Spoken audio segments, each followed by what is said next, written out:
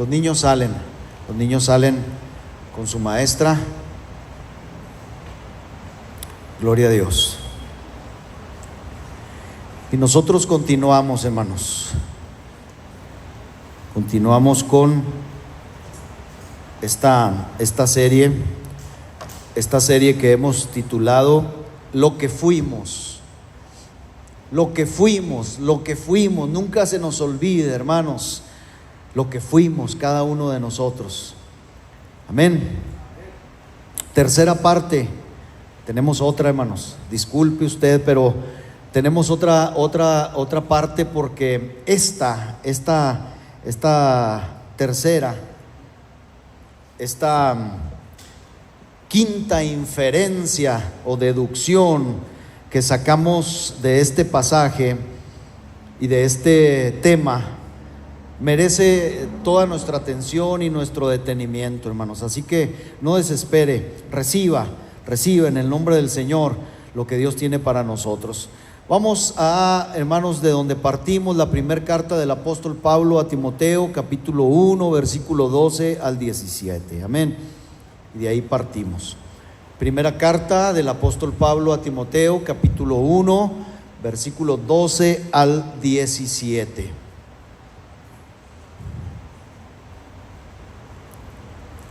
Dice así la palabra del Señor: doy gracias al que me fortaleció. Hago una pausa nada más para, hermano Rafa, bloqueamos aquella, hermano, porfas, aquella bocina, para que no moleste mucho a los niños. Con esta tenemos. Y si no me avisan para gritar más, hermanos, no se cree.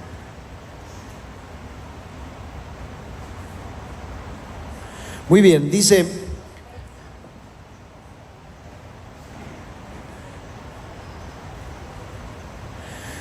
leemos, dice: doy gracias al que me fortaleció, a Cristo Jesús nuestro Señor, porque me tuvo por fiel poniéndome en el ministerio, habiendo yo sido antes blasfemo, perseguidor e injuriador, mas fui recibido a misericordia, porque lo hice por ignorancia, en incredulidad. Pero la gracia de nuestro Señor fue más abundante con la fe y el amor que es en Cristo Jesús. Palabra fiel y digna de ser recibida por todos, que Cristo Jesús vino al mundo para salvar a los pecadores, de los cuales yo soy el primero. Pero por esto fui recibido a misericordia, para que Jesucristo mostrase en mí el primero toda su clemencia, para ejemplo de los que habrían de creer en Él para vida eterna. Por tanto, al Rey de los siglos, inmortal, invisible, al único y sabio Dios, sea honor y gloria por los siglos de los siglos. Amén. Amén, hermanos. Muy bien. Bueno, ya les dije, hemos abarcado 4 inferencias, 4 deducciones de este tema o de este pasaje, y sobre todo de recordar, así como Pablo, lo que fuimos. Voy a mencionarlas solo como recordatorio también de corrido, para pasar de inmediato a esta quinta inferencia. Inferimos ya en los domingos pasados que recordar lo que fuimos nos estimula, en primer lugar, a una adoradora gratitud, a ser agradecidos.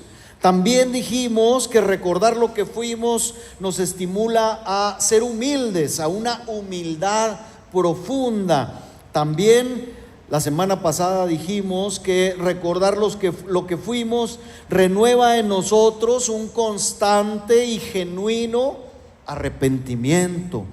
Y lo último que vimos es que inferimos también que cuando recordamos lo que fuimos, enciende eso en nosotros un amor ferviente por el Señor que nos ha redimido, ¿verdad?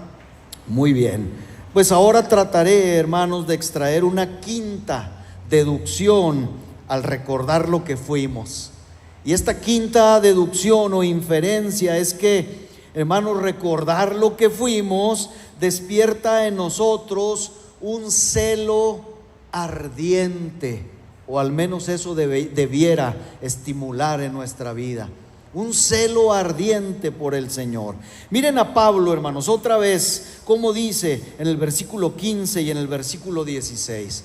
Dice: palabra fiel y digna de ser recibida por todos, que Cristo Jesús vino al mundo para salvar a los pecadores, de los cuales yo soy el primero. Y luego dice: pero por esto fui recibido a misericordia, para que Jesucristo mostrase en mí, el primero, toda su clemencia, para ejemplo de los que habrían de creer en él para vida eterna. ¿Qué nos dice esto? ¿Qué nos enseña esto? Bueno, pues nos enseña que ahora que Pablo se ha vuelto un seguidor de Cristo, nada, hermanos, nada es demasiado para él. ¿Se fija? Antes, ya leímos en las lecciones pasadas, él metió a muchos santos en prisión. Ahora él mismo entra en muchas prisiones, pero por la causa de Cristo. Antes los perseguía a los cristianos hasta en las ciudades extranjeras, dice la Escritura. Y ahora él mismo va a todo tipo de lugar, sin importar mares que cruzar, ríos que atravesar, con tal de llevar el mensaje del evangelio. ¿Se acuerda cuando Pablo, hermanos, hace una lista de los peligros que él sufre por causa del evangelio? Dice: en peligros de ladrones muchas veces, en peligros de ríos, en peligros de naufragios. Hace una gran lista, hermanos, en desvelos, en ayunos, en peligros de los de mi nación, en peligros de los de afuera, dice Pablo. Hermanos, lea esa lista. Y ahora, hermanos, antes él perseguía, él hacía todas estas cosas malas, pero ahora por Cristo es capaz de todo. Escuche, de todo. Nada es demasiado para él. Antes arrastraba a los cristianos ante los tribunales, y ahora él mismo va y se presenta delante de los procónsules romanos y delante del propio emperador romano, porque apeló a César, ¿verdad? Usted lo recordará, para presentar defensa de la verdad del evangelio. Pablo, hermanos, escuche, Pablo no puede hacer jamás demasiado por Cristo o para Cristo, porque él sabe que ya hizo mucho por el diablo. ¿Y usted? ¿Y yo, hermanos? ¿No cree que es exactamente igual? ¿No cree que es exactamente lo mismo? Miren, le voy a poner este ejemplo que a veces uso, de la misión Tarahumara. Cuando gente que iba de aquí de la ciudad a la misión Tarahumara de visita, le preguntaban, mucha gente pregunta a las hermanas o hermanos rarámuris, tarahumaras de la iglesia, ¿de dónde vienen? ¿Dónde viven? Y hermanos, asombra mucho a los citadinos, a los que somos de la ciudad, que muchas veces algunas personas, algunos creyentes rarámuris, viajan hasta 5 o 6 horas a pie para ir a la iglesia. Entonces, esto, hermanos, esto es un gran ejemplo precisamente que nosotros debemos de tomar. Y la gente citadina dice: válgame, qué gran ejemplo, ¿verdad? De estos hombres. El detalle, hermanos, es que cuando Cristo hace un gran cambio de transformación en personas que antes caminaban también horas para dirigirse a una ranchería y participar de una tesguinada, de una borrachera que a veces dura, hermanos, 2 o 3 días. Eso es lo que usted no sabe, hermanos. Las tesguinadas, las borracheras entre la etnia tarahumara de nuestro estado duran a veces 2 o 3 o 4 días. Pero cuando Cristo rescata a una persona así, ahorita que cantábamos me acordaba de este ejemplo que puse aquí. Porque, hermano, nosotros cantamos 30, 35 minutos.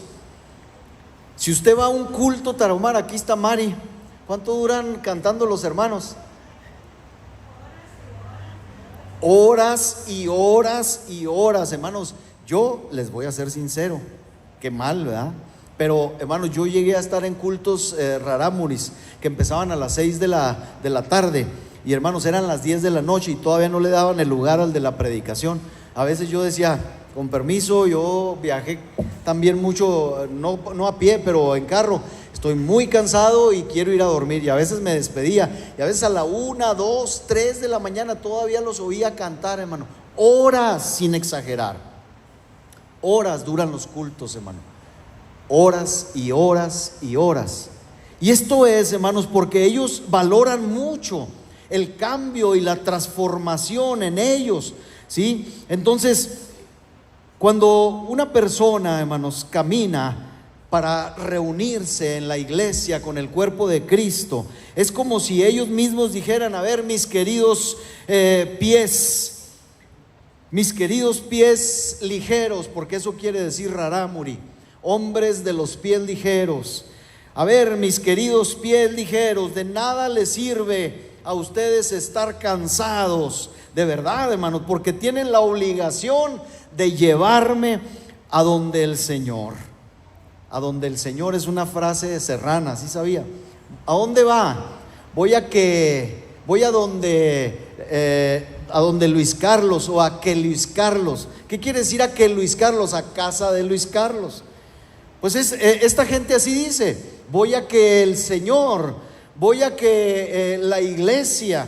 Hermanos, ellos valoran mucho la transformación que Dios ha hecho en ellos. Tienen un celo vivo por el Señor.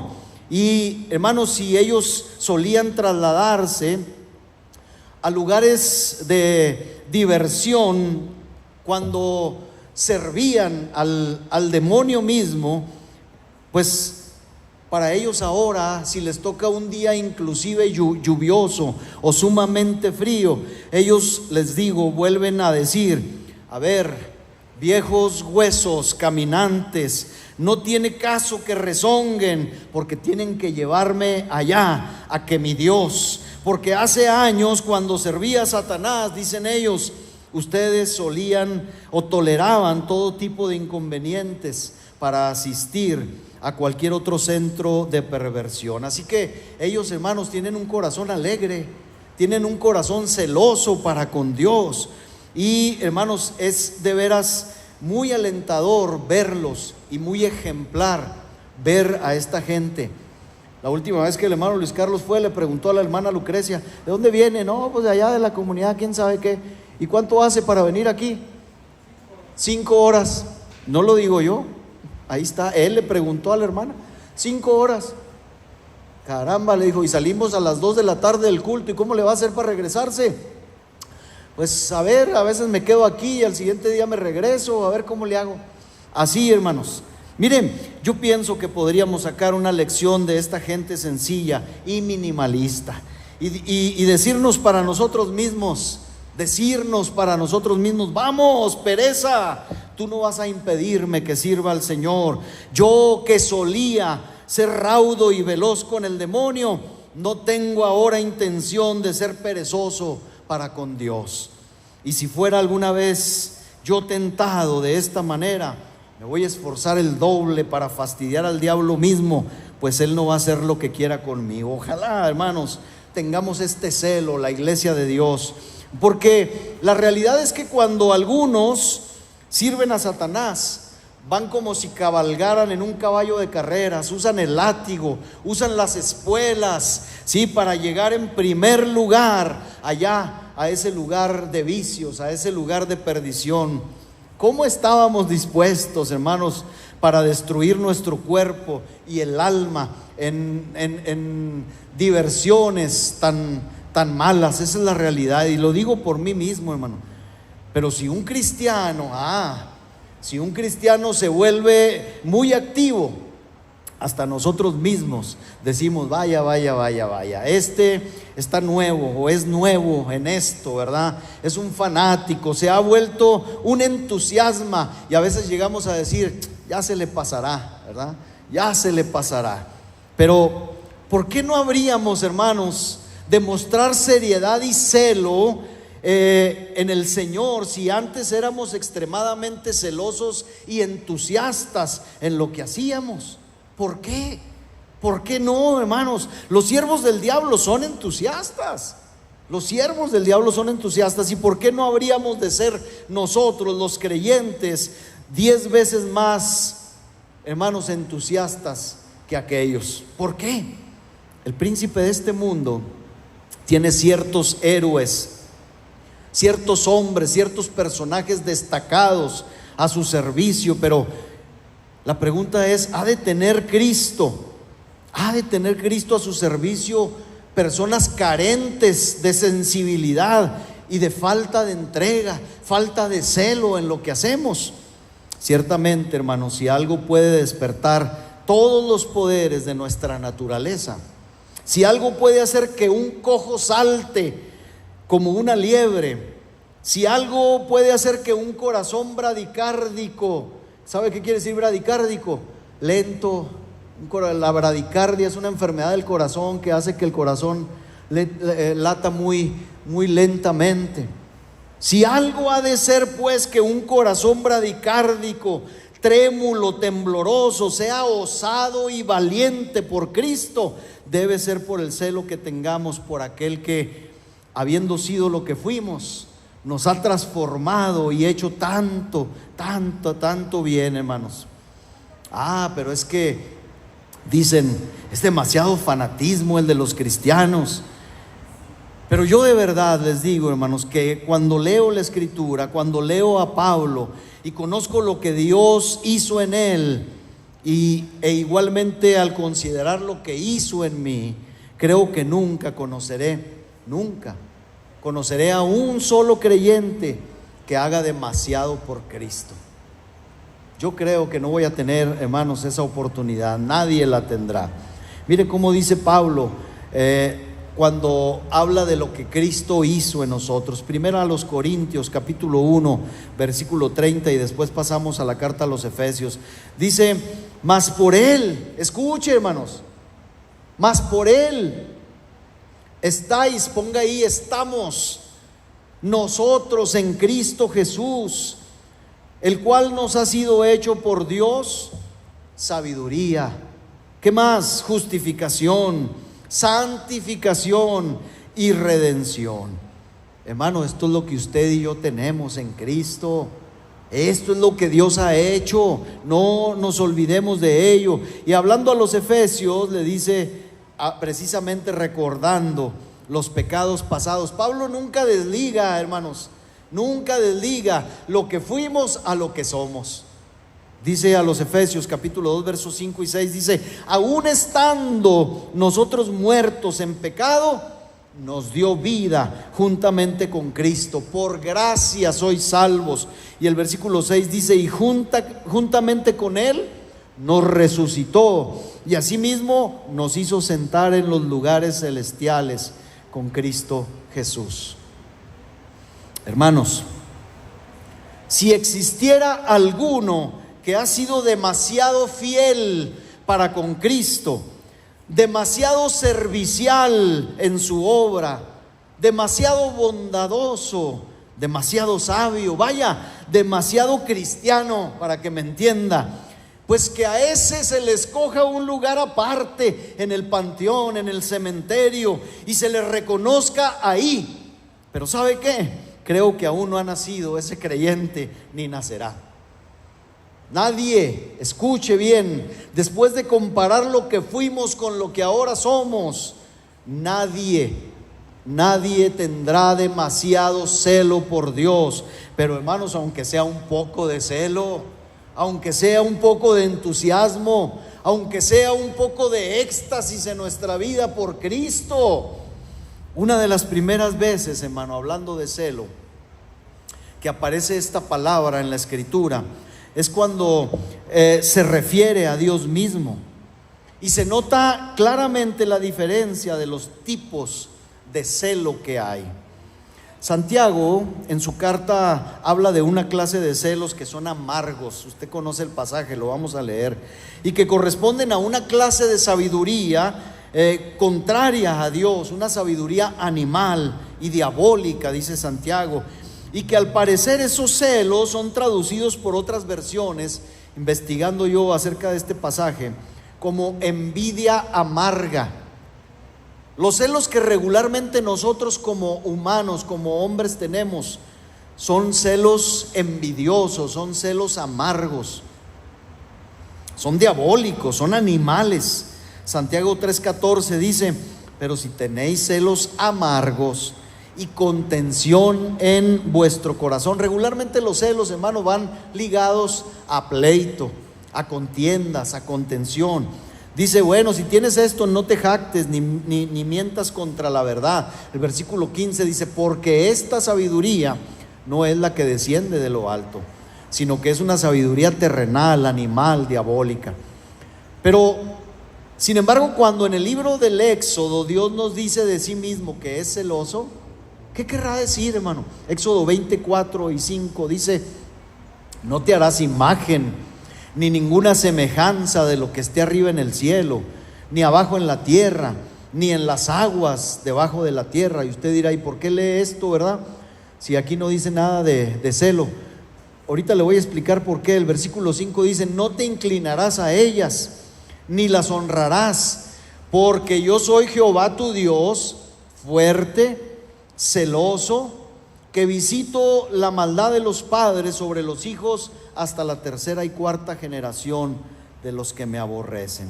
Entonces, esto se refiere a que nuestro Dios, hermanos, no aceptará meramente ser añadido a la vida de su pueblo como otro más. ¿Me explico?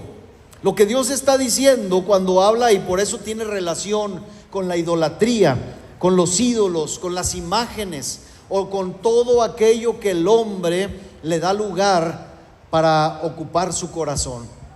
Lo que Dios está diciendo cuando Él dice que es un Dios fuerte y celoso, está diciendo que Él no va a tolerar ser uno más o uno del montón, sino que Él insistirá en ser supremo para el corazón del hombre.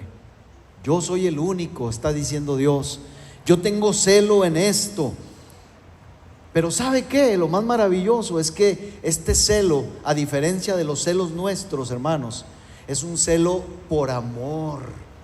Por amor. Por eso el versículo 6 inmediatamente dice: y hago misericordia a millares, a los que me aman y guardan mis mandamientos. Entonces, que un hombre sea celoso no es garantía de amistad, ¿verdad? Sino pensamos, cuando hablamos de celos, hablamos de distanciamientos irracionales, de exigencias exageradas, de resentimientos implacables y crueles. La verdad es que los celos nuestros, hermanos, son peligrosos. Sí, con frecuencia son pervertidos. ¿Sabe por qué? Porque los celos son malos jueces de nuestros propios derechos, especialmente cuando nuestros afectos están en juego. Y no crea que me estoy sacando de la manga esto. Proverbios capítulo 6 versículo 34 dice cómo son los celos nuestros. Los celos nuestros, dice el versículo 34 de Proverbios 6: porque los celos son el furor del hombre. ¿Qué es el furor? La furia. Los celos son la furia, el enojo, pero no cualquier enojo, la furia del hombre. Dice: y no perdonará en el día de la venganza. Ese es el concepto que nosotros tenemos de celo. Pero cuando hablamos del celo de Dios, estamos hablando de amor en acción, hermanos. De amor en acción. ¿Por qué? Porque Él se rehúsa a compartir el corazón del hombre con cualquier rival. Y esto no lo hace por egoísmo, sino porque Él sabe que sobre esa lealtad hacia Él depende nuestra vida. Él sabe, hermano, que si no somos fieles y leales completamente y solamente a Él, de eso dependerá nuestra propia vida. Y así podemos entonces deducir que Dios no es celoso. Escuche bien esta frase: Dios no es celoso de nosotros, Él es celoso para nosotros. Él es celoso para nosotros. Dios abona cuando nos cela, cuando nos desea solo para Él. Está abonando para nuestro bien. Está abonando para nuestro bien. Si hablamos de lo que es justo, diríamos que la justicia, la justicia espera una recompensa por cierto servicio prestado. Pero si hablamos de amor, los celos piden amor por el afecto dado. Y si hablamos del amor de Dios, hablamos entonces de un amor que nos fue dado incondicional e inmerecidamente. Porque nosotros no le dábamos amor a Dios cuando Él nos ofreció su amor, ¿verdad que no? Nos fue dado este amor aún siendo lo que fuimos, como leíamos ahorita en Efesios. Y entonces, hermanos, el celo de Dios es completamente justificado. Y por esto mismo, fíjese, tratando de encontrar definiciones para la palabra celo, del celo de Dios, encontré una traducción de celo de Dios, como amor apasionado. Eso significa celo de Dios, amor apasionado, amor con todo. Hermanos, cuando el Señor dice que nos entregó a su propio Hijo y luego dice, ¿cómo no nos dará también con Él todas las cosas? Nos está diciendo que lo entregó todo, que no se quedó con nada, por nosotros. Y bajo esta óptica y con reverencia podemos recordar que el Señor también es sumamente celoso de su divinidad, hermano. Celoso de su divinidad. Esto es, que ama apasionadamente a los suyos y no compartirá su amor con nadie más que ostente apasionadamente los atributos divinos. ¿Cuáles son los atributos divinos? Perfección, omnipotencia, omnisciencia, omnipresencia, santidad, justicia, amor, fidelidad. Cometemos, hermano, un grave error cuando echamos todo. No quiero que me malentienda, debemos amar a nuestra esposa, a nuestro cónyuge, esposa, esposo, a los hijos, se debe de amar a la familia, debemos amar. Pero, hermano, el amor más apasionado que debe tener cabida en nuestro corazón es el amor a Dios. Y cualquiera que quiera ocupar ese amor apasionado para con Dios, cualquiera que quiera ocupar ese puesto, hermanos, demostrará solamente que somos infieles a Dios. Miren, este pasaje de Éxodo que leíamos ahorita, si pensamos bien, toda la historia, escuche, de la humanidad, toda la historia de la humanidad es un registro de las guerras de Dios con los ídolos. ¿Se ha puesto a pensar usted en eso? Toda la historia, cualquier historia que usted me ponga, la historia misma universal, habla de la guerra que Dios tiene con los ídolos de las naciones. Y si nos hemos dado cuenta, hermanos, la diestra de Dios ha destrozado al enemigo y ha arrojado por tierra a los ídolos antiguos, es decir, a esos viejos amores de los hombres. Porque nosotros teníamos nuestros amores.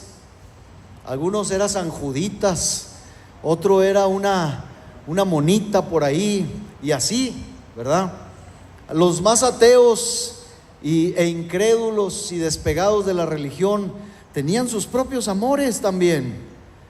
Amaban con exceso a su carro, a su casa, a sus bienes, también a lo mejor a la esposa o al esposo. Había ídolos en nuestro corazón con los que Dios tuvo que luchar, hermanos. Pero en la Biblia podemos contemplar las ruinas de esos ídolos de las naciones. Podemos contemplar las ruinas de Nínive, por ejemplo, La deidad principal de Nínive, hermanos, era Ishtar, la diosa del amor. Mire qué curioso. Era la diosa del amor, la diosa de la fertilidad, la diosa de la guerra. Y otros dioses importantes en Nínive incluían a Nergal, el dios del inframundo, y Ninurta, el dios de la guerra y la agricultura. Pero ninguno, si vamos a la escritura, ninguno de ellos prevaleció ante el Dios nuestro. Podemos buscar las desolaciones de Babilonia, por ejemplo. Marduk, el dios supremo, es conocido por su papel en la creación del mundo. Y yo diría, jaja, jaja. ¿Cómo no?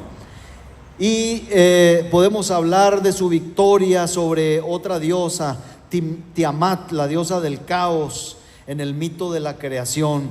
Otros dioses importantes incluyen Enki, dios de la sabiduría y las aguas dulces. Cuando yo, hermanos, estudiaba esto, me daba risa.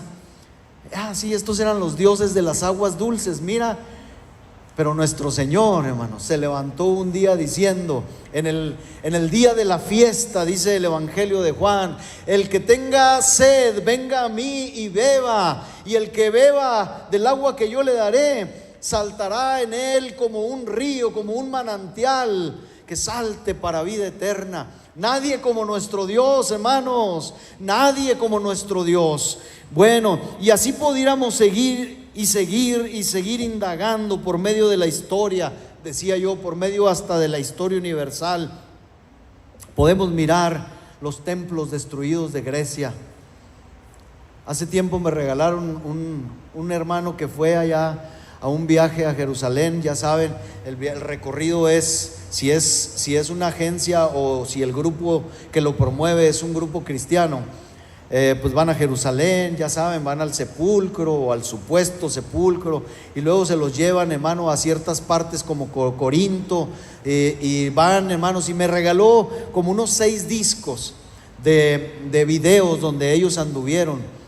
Y hermanos, veía yo, pues hermanos, no hay más que ruinas, no hay más que ruinas. Aquí es el Areópago donde Pablo, hermanos, unas columnas ahí, unos pedazos de mármol, es todo lo que queda.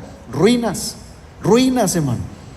La Roma pagana podemos verla, hermanos, solo hay templos derruidos. Si hablamos de Grecia podemos decir lo mismo. Vayamos a donde vayamos, veremos los templos ruinosos de los dioses y de los imperios de sus insensatos devotos en ruinas. Pero lo maravilloso, hermanos, es que el Señor ha descubierto su brazo y se ha librado de sus adversarios, porque Jehová, cuyo nombre es celoso, es un Dios celoso. Ahora, hemos pensado, ¿con qué celo debe mirar, hermanos, el Señor a la gran mayoría del pueblo de este país, de México, que tienen otros dioses? Dicen que también creen en Él, pero junto con Él tienen dioses y diosas. ¿Cómo mirará el Señor, hermano, a México a la luz de estos pasajes, de su celo? ¿Cómo lo mirará? Pero, hermanos, incluso nosotros como creyentes podemos ser reprendidos por este asunto, porque Dios es muy celoso de su divinidad en los corazones de su pueblo, Es decir, no soporta nuestro amor muy frecuentemente compartido, ¿o no? Dios no soporta, hermanos, nuestro a veces idólatra amor, nuestro adúltero amor, y disculpe usted. Por eso cuando Josué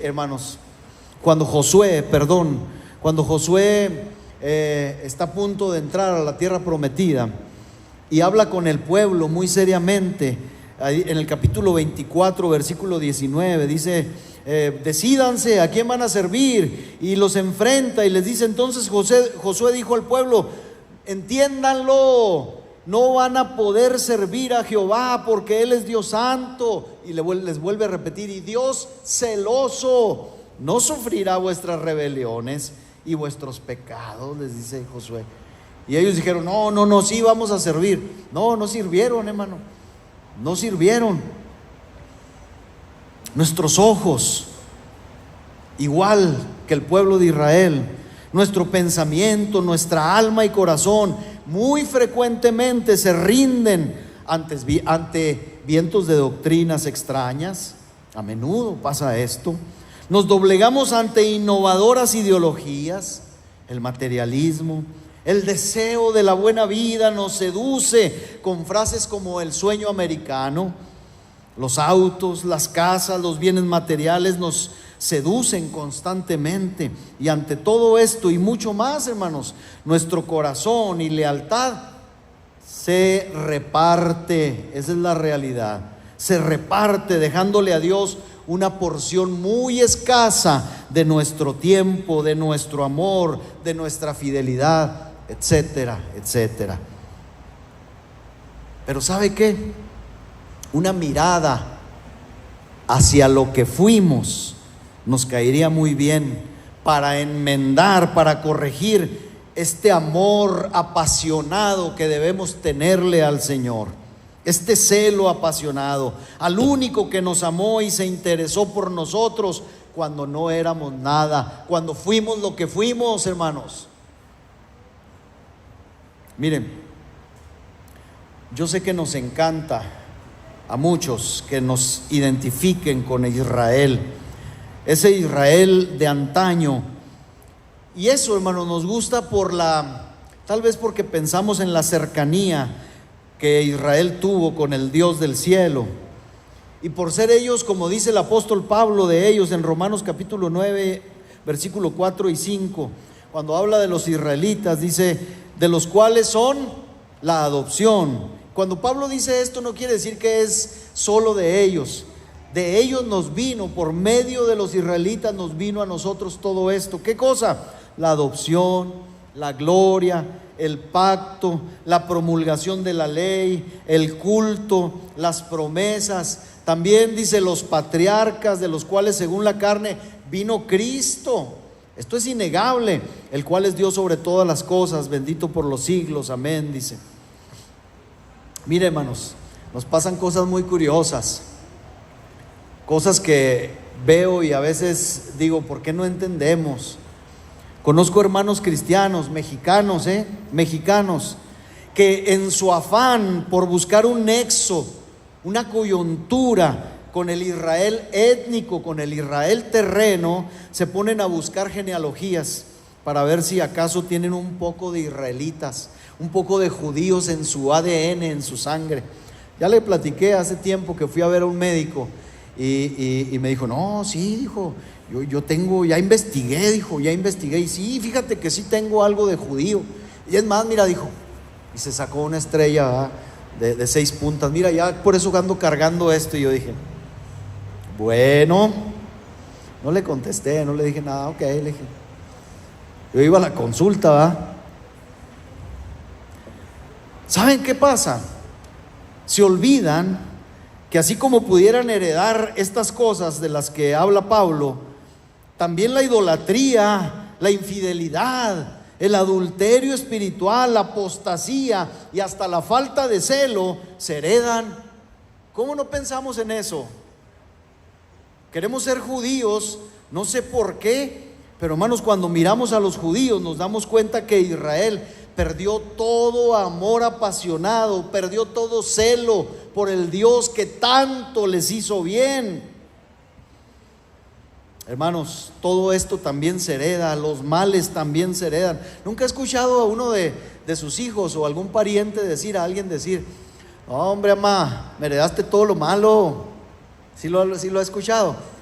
Mira, tengo gastritis igual que tú, mamá. Dicen, o me heredaste esto, mamá. ¿Cómo? A mi esposa a veces le dicen, mis hijas le dicen, ¿cómo no nos heredaste el color de los ojos, mamá? Pues, ¿cómo? ¿Ah? Pues no, hermanos, es que no todo se hereda, pero hay cosas que sí se heredan. Hay cosas, hermano, que sí verdaderamente se heredan, hermanos, y el recuerdo de lo que fuimos nos puede hacer volver, hermanos, a encaminar nuestros pies a lo que es recto, a amar a Dios apasionadamente. Mire, si tanto le apasiona al cristianismo, a los cristianos ser como Israel, vamos a ver qué nos recomienda el Dios de Israel para que volvamos a tener el celo correspondiente a un pueblo bendito de Dios. Vamos a leer, hermano, un pasaje bastante largo de Ezequiel, y lo voy a leer lo más fluido posible para no ocupar mucho tiempo, porque todavía nos falta. Ezequiel capítulo 16, yo sé que usted ha leído este pasaje, y ahorita voy a hablar al respecto de este capítulo, así en particular. Pero Ezequiel 16:1 en adelante dice: escuche, vino a mí palabra de Jehová diciendo: hijo de hombre, notifica a Jerusalén sus abominaciones, y di: así ha dicho Jehová el Señor sobre Jerusalén, tu origen, tu nacimiento es de la tierra de Canaán, tu padre fue amorreo y tu madre hetea, y en cuanto a tu nacimiento, el día que naciste no fue cortado tu ombligo, ni fuiste lavada con aguas para limpiarte, ni salada con sal, ni fuiste envuelta con fajas. No hubo ojo que se compadeciese de ti para hacerte algo de esto, teniendo de ti misericordia, sino que fuiste arrojada sobre la faz del campo, con menosprecio de tu vida en el día que naciste. Y yo pasé junto a ti y te vi sucia en tus sangres, y cuando estabas en tus sangres te dije: vive. Sí, te dije, cuando estabas en tus sangres, vive. Te hice multiplicar como la hierba del campo, y creciste y te hiciste grande, y llegaste a ser muy hermosa. Tus pechos se habían formado y tu pelo había crecido, pero estabas desnuda y descubierta. Y pasé yo otra vez junto a ti y te miré, y he aquí que tu tiempo era tiempo de amores, y extendí mi mano sobre ti y cubrí tu desnudez, y te di juramento, y entré en pacto contigo, dice Jehová el Señor, y fuiste mía. 9, te lavé con agua y lavé tus sangres de encima de ti, te ungí con aceite, te vestí de bordado, te calcé de tejón, te ceñí de lino y te cubrí de seda. Te atavié con adornos y puse brazaletes en tus brazos y collar en tu cuello.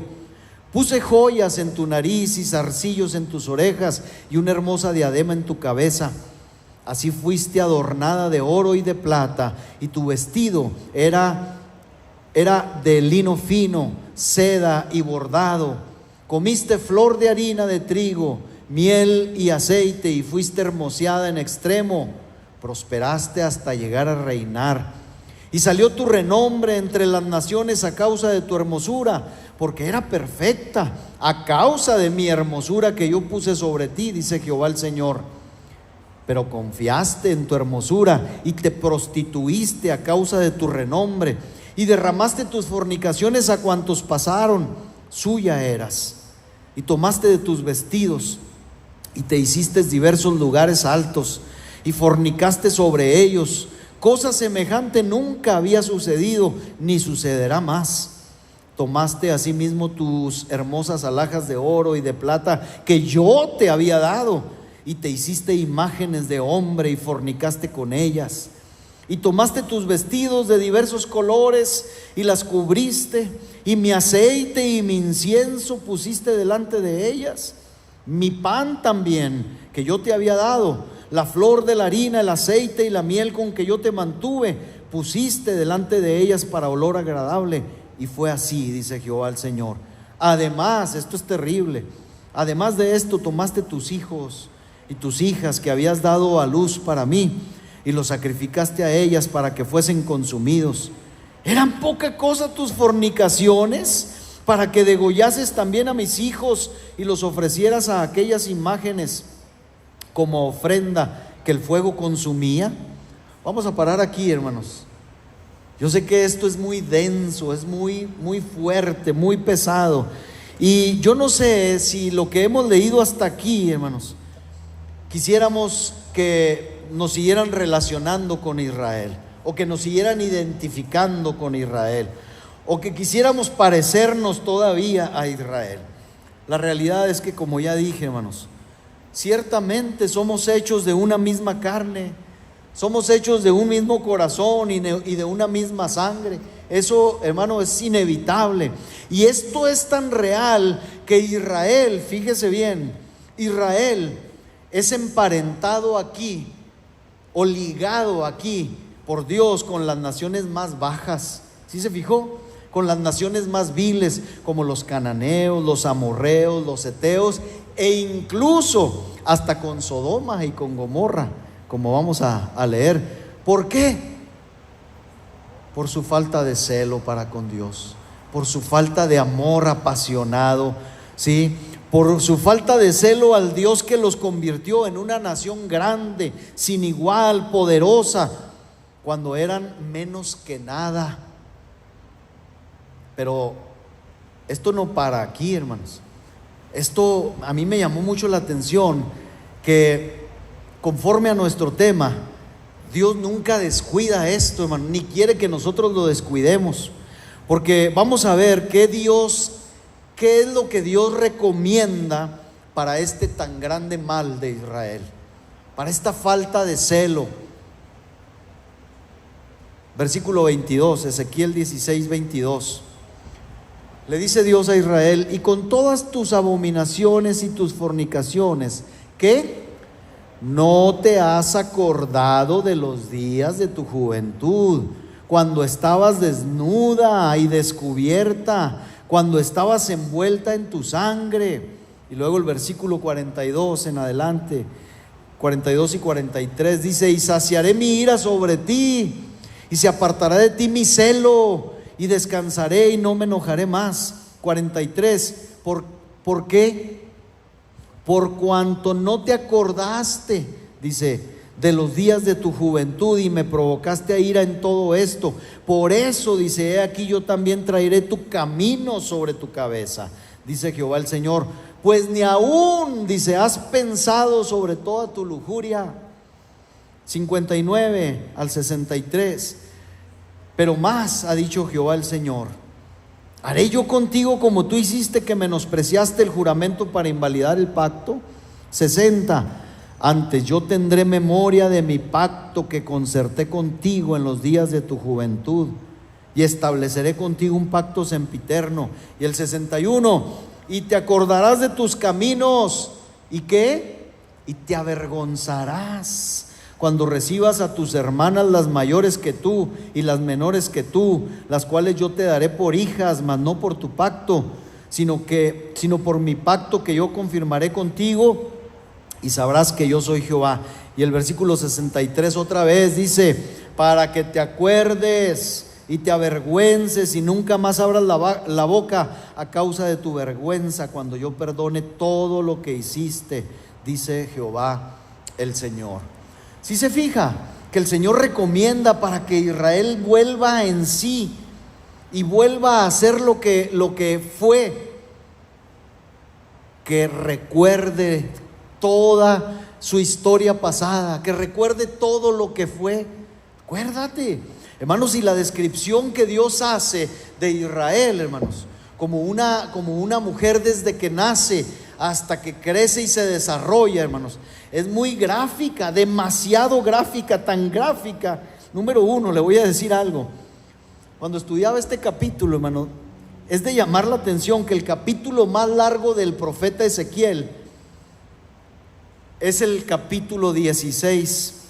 Y, hermano, es de llamar la atención que se dedique este capítulo a narrar la historia en detalle del pecado de Israel, en todo su carácter, ¿cómo lo podremos llamar? Sórdido.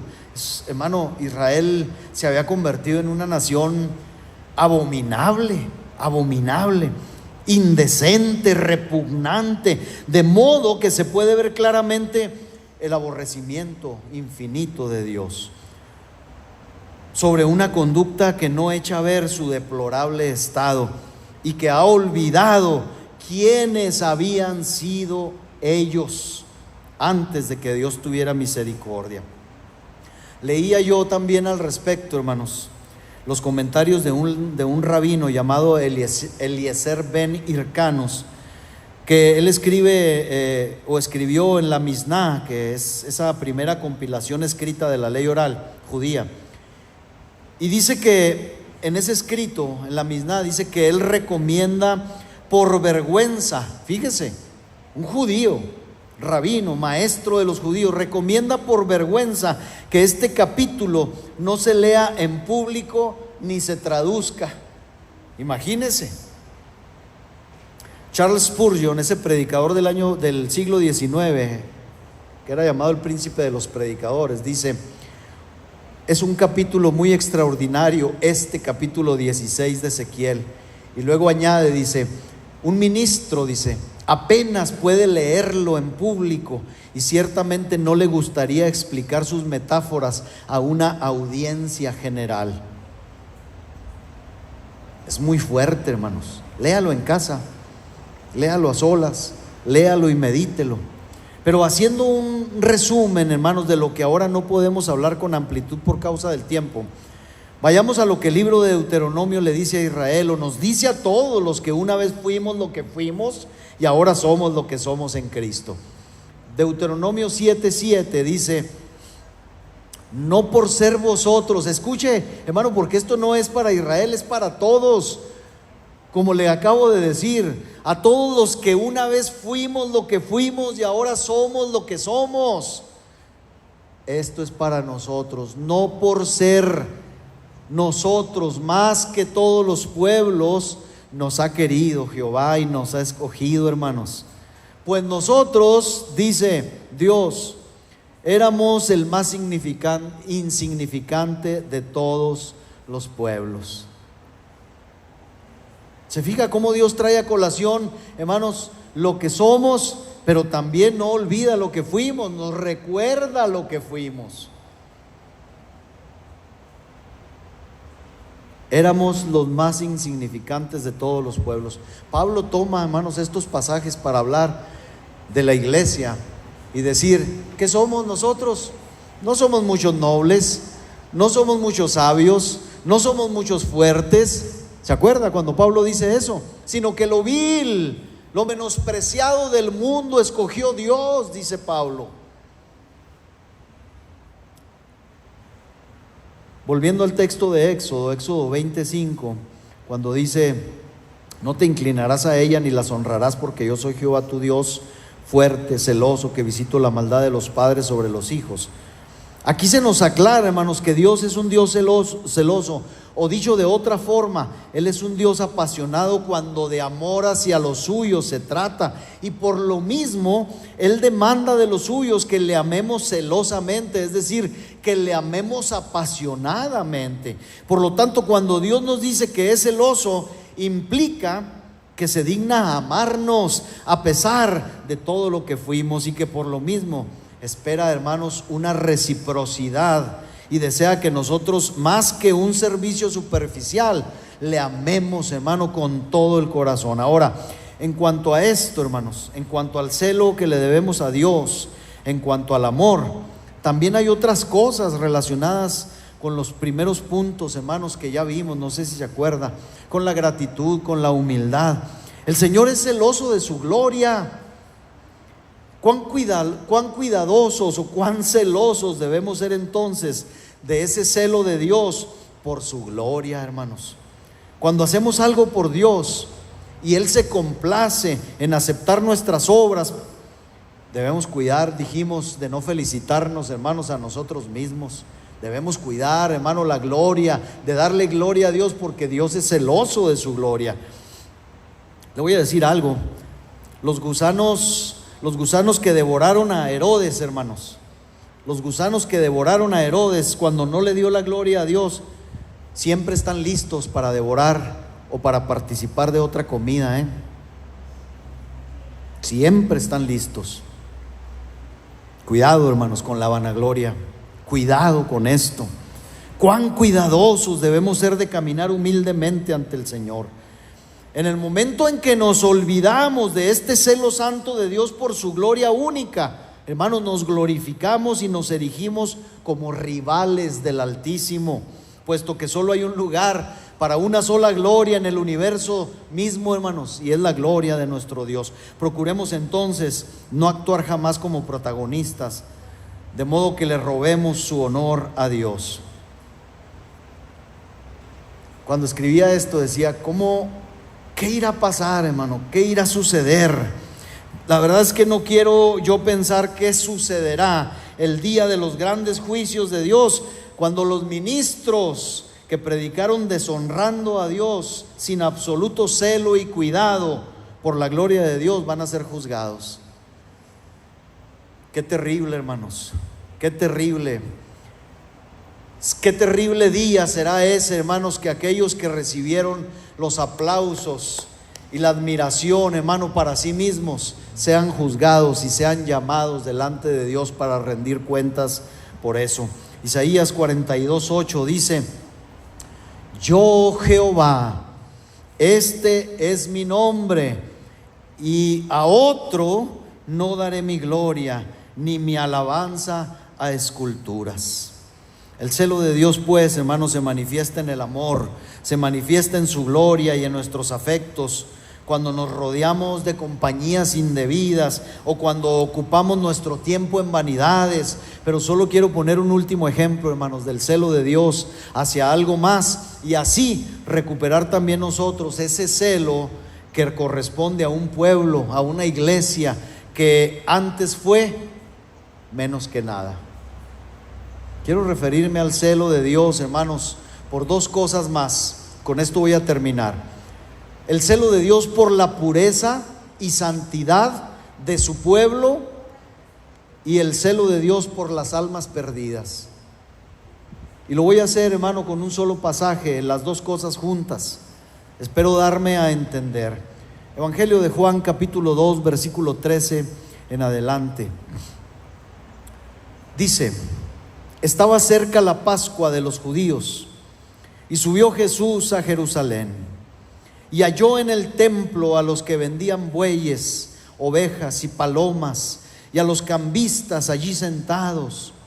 Y haciendo un azote de cuerdas, echó fuera del templo a todos, y las ovejas y los bueyes, y esparció las monedas de los cambistas, y volcó las mesas. Y dijo a los que vendían palomas: quitad de aquí esto, y no hagáis de la casa de mi Padre casa de mercado. 17. Entonces se acordaron sus discípulos que está escrito: el celo de tu casa me consume. Y esto, hermanos, lo recordaron del Salmo 69:9, que dice: porque me consumió el celo de tu casa, y los denuestos de los que te vituperaban cayeron sobre mí.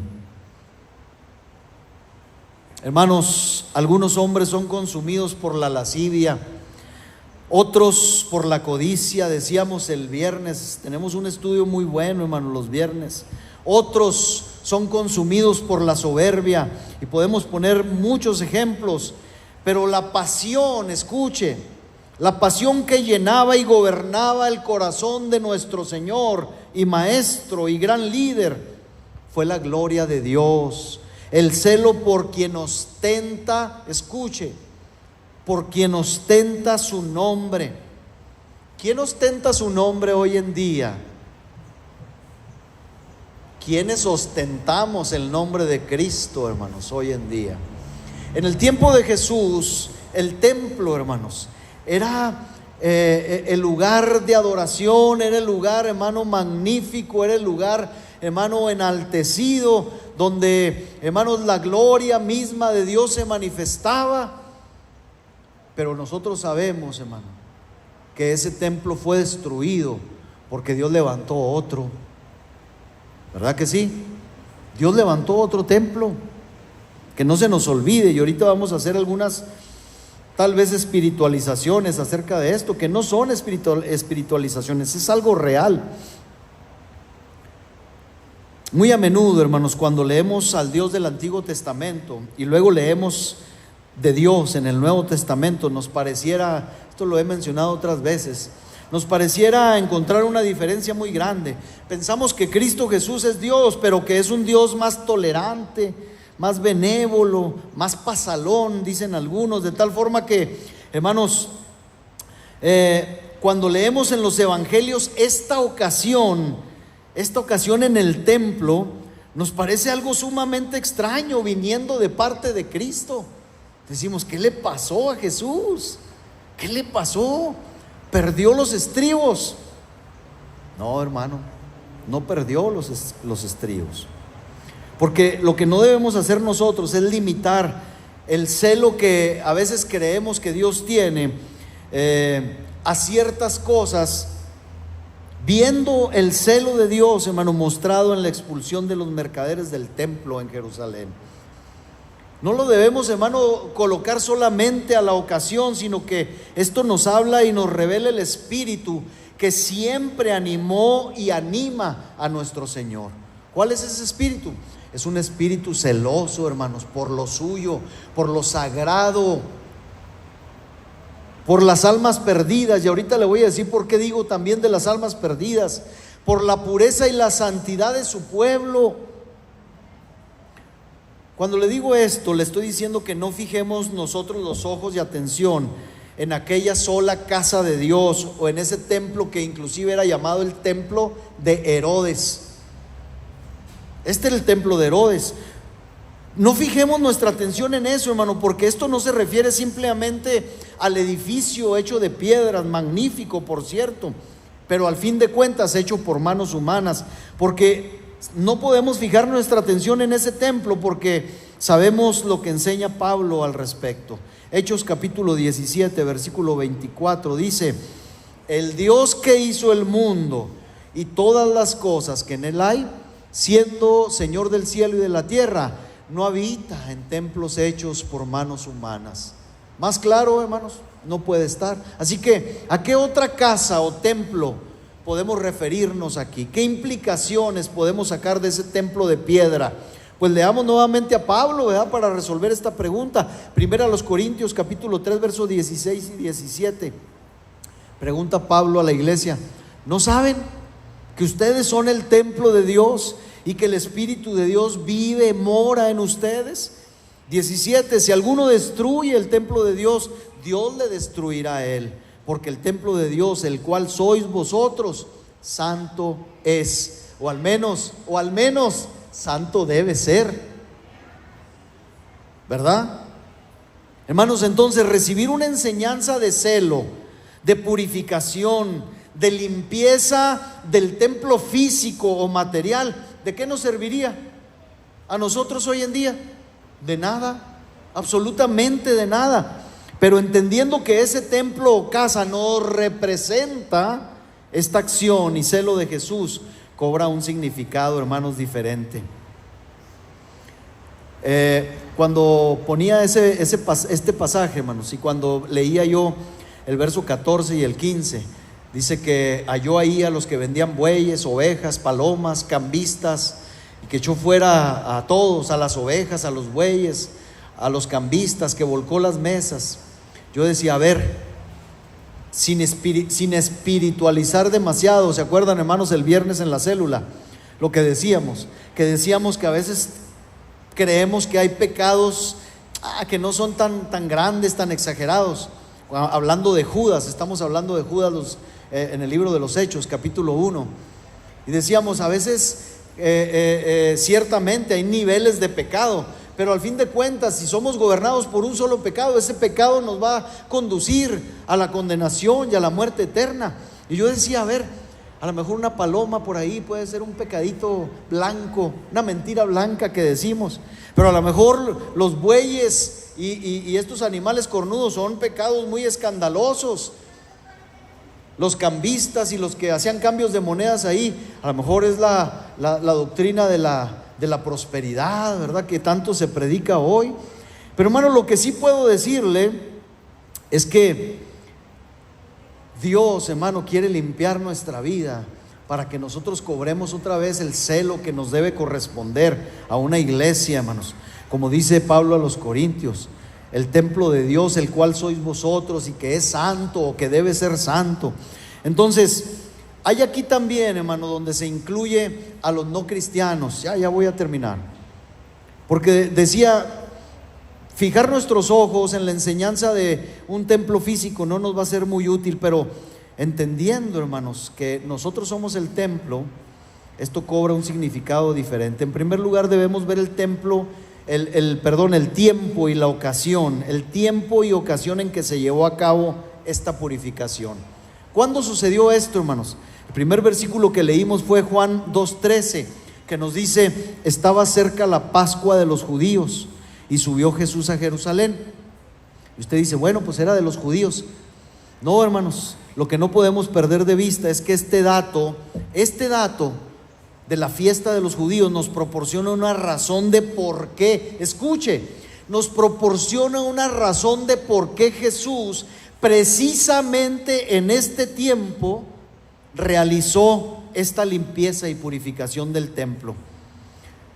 Según el historiador judío Flavio Josefo, que vivió en el primer siglo, este hombre dice que se reunían aproximadamente entre 15 y 30 mil peregrinos gentiles, es decir, entre 15 y 30 mil no judíos, no cristianos, piénselo de esa forma, en la fiesta de la Pascua cada año, sin contar a los judíos.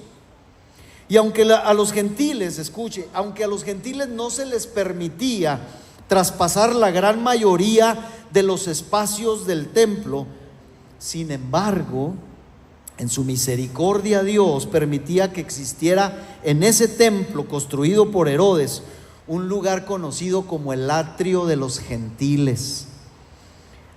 Debemos saber, hermanos, que casi todo el ministerio de Jesús en Jerusalén, cuando estaba en Jerusalén, ocurrió o se llevó a cabo o transcurrió, escuche, esto no es ninguna herejía, precisamente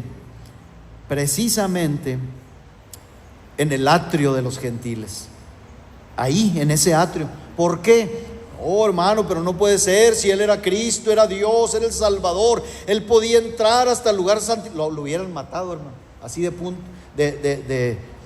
puntual es esto. Si Él hubiera osado entrar, los varones judíos, hermanos, a partir de los 12 años de vida, cuando les hacían la celebración del Misbah o del Misbah, podían, hermanos, entrar a otro lugar exclusivo que era el atrio de los hombres, y ese espacio era único para los varones judíos. Ahí no podía entrar ni un solo gentil.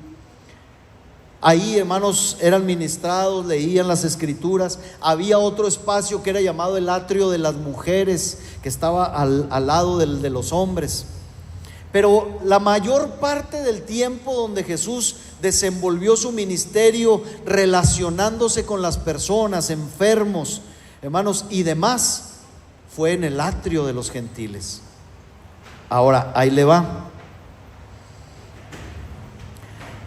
Las otras áreas del templo, hermanos, que era el lugar santo y el lugar santísimo, eran exclusivas, usted sabe para quién, para los sacerdotes y para los levitas cuando estaban autorizados para el servicio.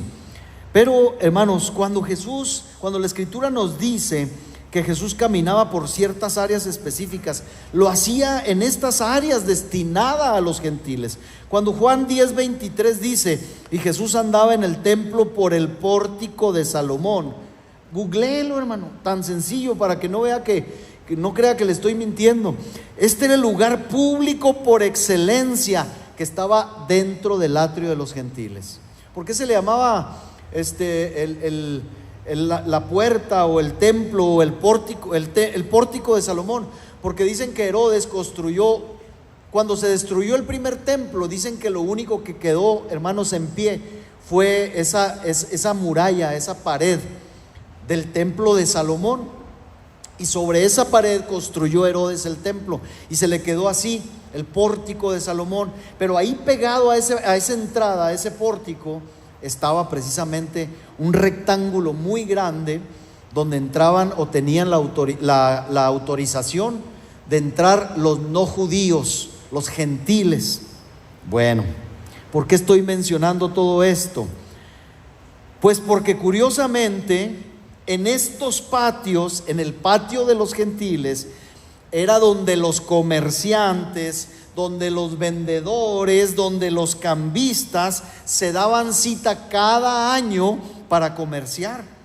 Y es esta parte del templo la que Jesús, con celo santo, limpió y purificó. Busque razones, hermano. Si no me cree, búsquelo, indague sobre ello. Ahí estaban instalados. Le voy a volver a decir por qué. Porque si los cambistas y todos estos vendedores estuvieran adentro, también los hubieran matado o los hubieran acusado de sacrilegio. Hermanos, estaban en el atrio de los gentiles, por eso ellos se sentían muy campantes o con mucho derecho, ¿verdad? Fíjese el desprecio, hermano, de los judíos. Ahora, aunque la estructura arquitectónica del templo, hermanos, era de ese templo preciso, era impresionante, y muchos judíos y no judíos acudían a Jerusalén a admirar eso del templo, la arquitectura. Jesús, hermanos, no estaba defendiendo una casa, un museo o un edificio arquitectónico con su celo. Jesús no estaba defendiendo eso, sino que Juan nos dice qué fue lo que limpió y purificó el Señor en su defensa. Juan 2:16, lo leímos, dice: y dijo a los que vendían palomas: quitad de aquí esto, y no hagáis de qué, de la casa de mi padre, dice, casa de mercado. Y Mateo, cuando hace referencia a este pasaje, dice: y les dijo, escrito está, mi casa, casa de oración será llamada, mas vosotros la habéis hecho cueva de ladrones. Hermanos, entendamos por favor que igual que los gentiles, igual que los gentiles del tiempo de Jesús, que solo tenían ese espacio donde los que de corazón sincero podían acercarse a Dios, así hoy, escuche, así hoy los no cristianos solo nos tienen a nosotros, la iglesia de Cristo, para su luz, para su conocimiento de Dios, hermanos. Pero ¿cuánto nos hemos contaminado? ¿Cuánto, hermanos, de cuántas cosas hemos de limpiarnos para que los que se acerquen verdaderamente encuentren en nosotros, hermanos, a Dios, o una referencia a Dios? ¿De cuántas cosas, hermanos, tendremos que limpiarnos? Cuando nuestra vida, cuando nuestra casa, cuando este templo se convierte en cualquier otra cosa que no es un templo santo de Dios, cuando no es la morada del Padre, cuando no es una casa de oración, el celo de Dios se enciende, se inflama contra nosotros, y créamelo, el azote de la calamidad llegará a nosotros para limpiarnos y purificarnos. Cuando Jesús, mire lo que pasó. Cuando Jesús hubo limpiado celosamente la casa, el templo, su gracia salvadora y sanadora se manifestó. Inmediatamente después de leer el pasaje de Juan, hermanos, dice el versículo 23 de ese mismo capítulo, Juan 2:23, estando en Jerusalén en la fiesta de la Pascua, ya con la casa limpia, ¿qué pasó? Muchos creyeron en su nombre, viendo las señales que hacía. Eso lo dice Juan. Y Mateo, después de que dice también Mateo, que leímos 21:13, el 14 dice, después que Jesús limpió, dice, vinieron a él en el templo ciegos y cojos y los sanó.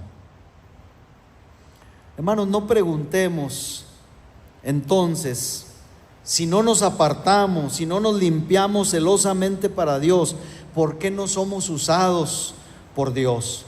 ¿O por qué su mano no se deja ver o sentir en nuestra familia, en nuestro círculo? No preguntemos eso, hermano. Hay que limpiar la casa. O si algún cristiano o un no cristiano se acerca a nosotros y no percibe en nosotros a Dios, no preguntemos por qué. Conclusión: si su celo, pues, hermanos, es también por causa de una humanidad perdida para salvarla, si este celo a Dios lo consumió hasta el final de sus vidas, de sus días sobre la tierra, la pregunta es, ¿tenemos nosotros este celo por los perdidos? ¿Está nuestra casa limpia y consagrada celosamente? Pueden pensar, hermanos, como congregación que soy demasiado exigente, pero entendamos esto, hermanos, entendamos esto. En reciprocidad, para Dios, hermano, nunca vamos a ser ni siquiera equitativos. Escuche, mucho menos vamos a rebasar el amor divino. Nunca podremos retribuir en nada, ni con 100 vidas, a lo que Dios nos ha dado en Cristo Jesús. Así que pregunto de nuevo, hermanos, ¿habrá alguno que está haciendo demasiado por el Señor?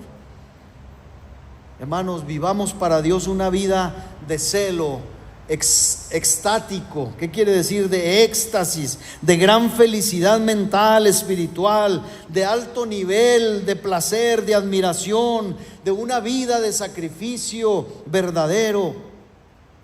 Aunque sea, hermanos, aunque sea por el breve espacio de tiempo que nos queda por vivir. Les aseguro que vivir así, hermanos, es mejor que cumplir 100 años de una existencia vacía, en la que uno va diluyéndose en un mundo sin propósito. Entonces, el amor y gracia de Cristo por nosotros, hermanos, sugieren un grande celo en nuestra vida y servicio.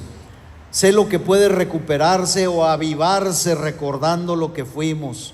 Voy a terminar con este pasaje de Pedro que usted y yo conocemos y que también Pedro relaciona con nuestra pasada vida, es decir, con lo que fuimos. Mas vosotros sois ahora, dice Pedro, ahora linaje escogido, real sacerdocio, nación santa, pueblo adquirido por Dios, para que anunciéis las virtudes de aquel que os llamó de las tinieblas a su luz admirable. Hay un propósito. Pero también dice el versículo 10, vosotros que en otro tiempo, dice, no erais pueblo, pero que ahora sois pueblo de Dios, que en otro tiempo no habíais alcanzado misericordia, pero ahora habéis alcanzado misericordia. Este gran celo por Dios nos hará tener celo por las almas. Eso le dio perspectiva, hermanos, a la nueva vida de Pablo. Las cosas menores no le molestaban más porque estaba preocupado por algo más grande: las almas de los hombres. Hermano, obtengamos amor por las almas de los hombres y entonces no andaremos quejándonos por un perro muerto, por un gato enfermo o sobre los chismes de la familia y de las pequeñas perturbaciones que sutano y mangano pueden hacer por pláticas sin sentido. Seremos liberados de las mezquinas preocupaciones, y no necesito decírselas a fondo. Si estamos preocupados por las almas de los hombres, hermanos, viviremos para Dios. Llenemos nuestra alma de gran dolor y nuestros pequeños dolores serán echados fuera. Hermanos, ese gran dolor por las almas perdidas, en todo tiempo, por nuestro bien, no olvidemos lo que fuimos. Póngase de pie, por favor. Gracias, hermanos, por su tiempo.